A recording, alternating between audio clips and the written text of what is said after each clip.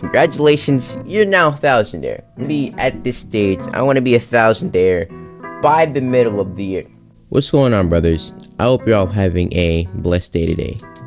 Looking back on my progress with my agency over the past 6 months, I realized that I made a very big mistake. And that mistake was, I would go on YouTube, or I'd see some video or some course of somebody else in their agency, and I would try and copy and paste what they were doing into mine. And lo and behold, that hasn't been working out very well. So with that in mind, I went ahead and created a new plan for my agency for 2024 that is going to get me from $0 to $10,000 per month. And without further ado, let's go ahead and get into that. So figured I would go ahead and call this plan the Reset, my 2024 game plan to hitting $10,000 per month. And the first phase in this plan is returning to the basics. Now, what I mean when I say that is my niche is going to be gyms and my service area is going to be AI. Now, the reason I haven't specified what that service exactly is going to be revealed in phase 2. But essentially, I figured I would stay with gyms and I would stay with AI because that's where I have experience. I've worked with a gym in the past. I've given them an AI solution. I built a chatbot for them. So I have a general understanding of what exactly I need to do. And I have a little bit of experience there. I have a bit of knowledge. I've been on a sales call with the gym before. So I feel like if I really dive deep into this, if I really lock in, I can really get good at this and I can really start scaling my agency. Now we go on to phase 2, the market research. Now you're going to figure out why I didn't specify exactly what the service was going to be. So I need to identify the problem.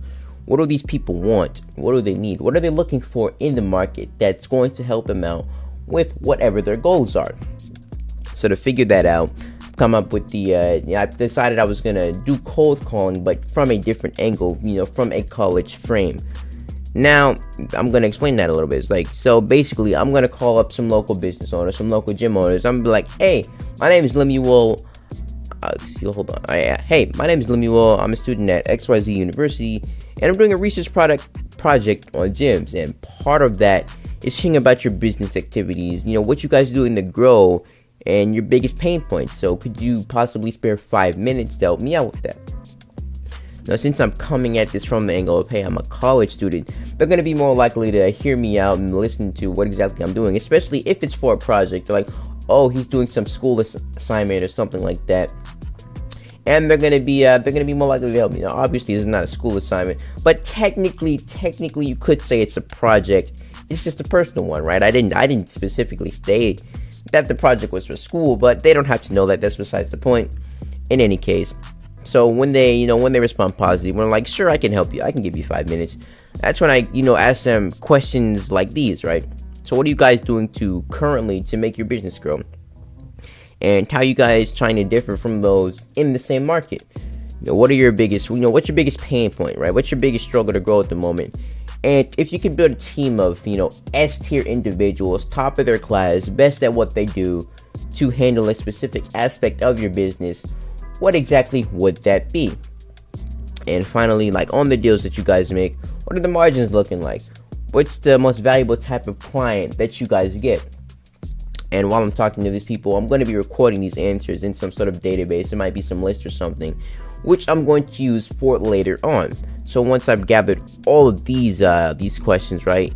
I do this for 10 to 20 gyms, and using that list or whatever, using the information I've gathered, I average out and I find the 5 most popular answers, right? Popular pain points, popular aspects, figure out what exactly these people want, to grow their gyms, right? What they're looking for, what type of thing they would need to achieve their goals and get where they want to be.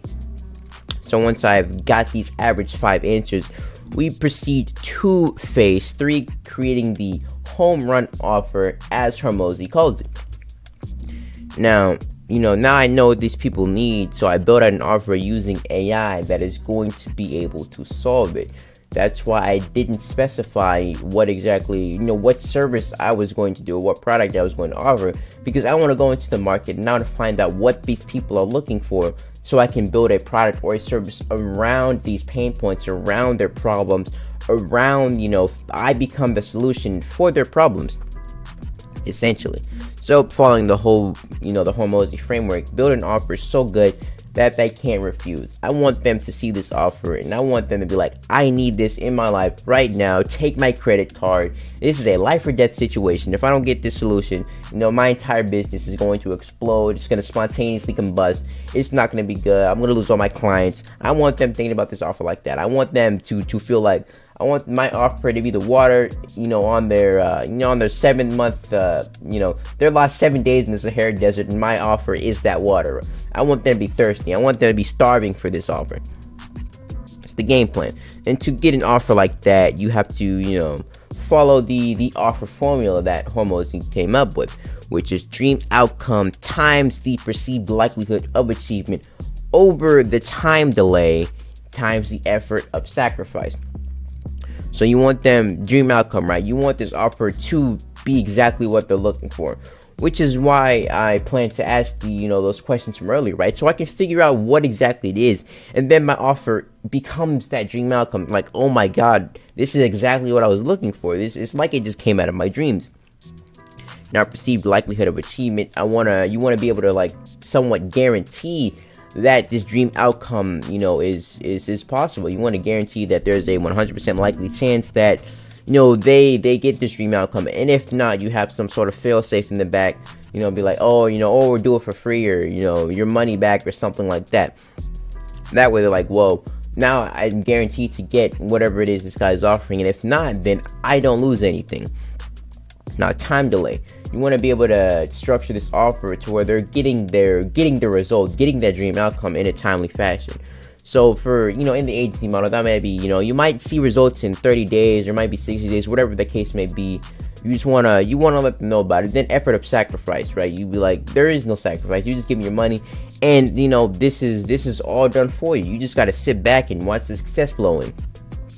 So that's generally the kind of offer that you want to come up with, the kind of offer that I'm going to come up with, that I'm going to bring back to these people, and start making some money. So boom, once you've got the offer, now we enter phase 4, probably my favorite aspect of this whole little game plan I came up with. You're about to find out why. So boom, phase 4, product testing. Now we go back into the market. We got to test it. We got to gauge. We got to make sure these people actually want it, right? So my plan is to call back the gyms and ask if they want to test out this solution for free, which would go something like, hey, it's me again, LemuelM, that college student you helped out a while back. Now, I remember you said something about having X problem.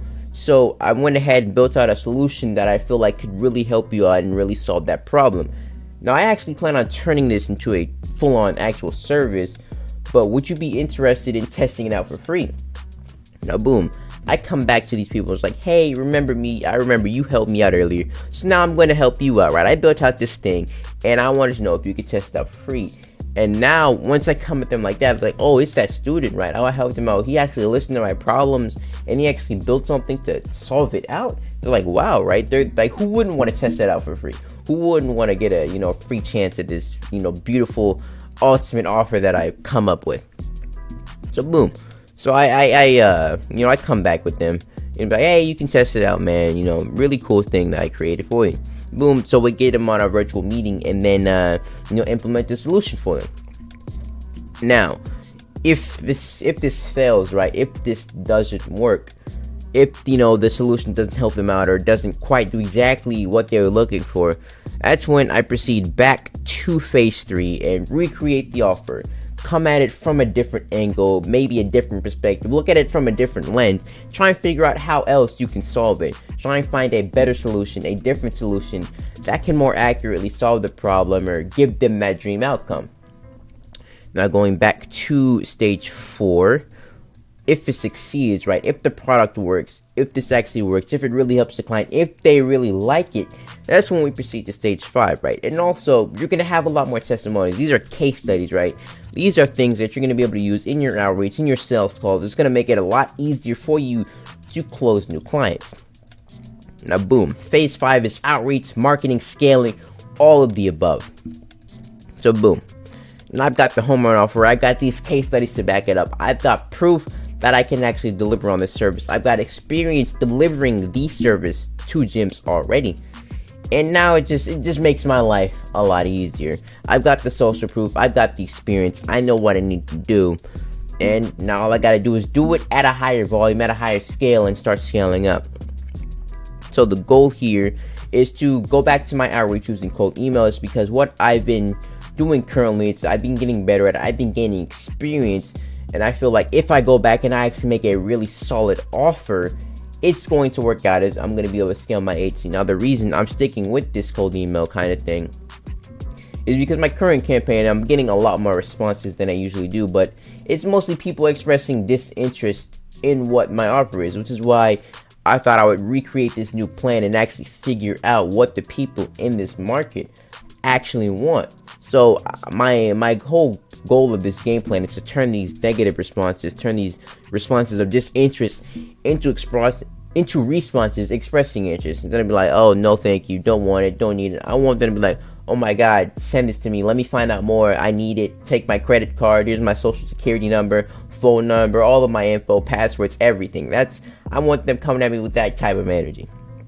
So boom, cold email, and the goal here is to sign 5 to 7 high ticket clients at $1,500 to $2,000 per month, and depending on what exactly my offer ends up being, this may or may not be retainer based, right? If I end up coming up with some sort of workflow automation, I would simply charge like an installment fee, and then maybe like $500 a month, $400, something like that, just a smaller retainer.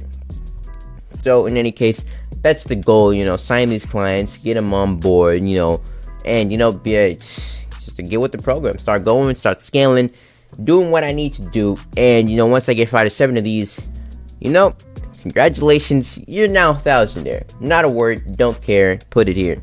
Boom. I've go through this plan, and I'll be making $10,000 per month. Now my goal for myself, the goal I set for myself, is I want to be at this stage, I want to be a thousandaire by the middle of the year.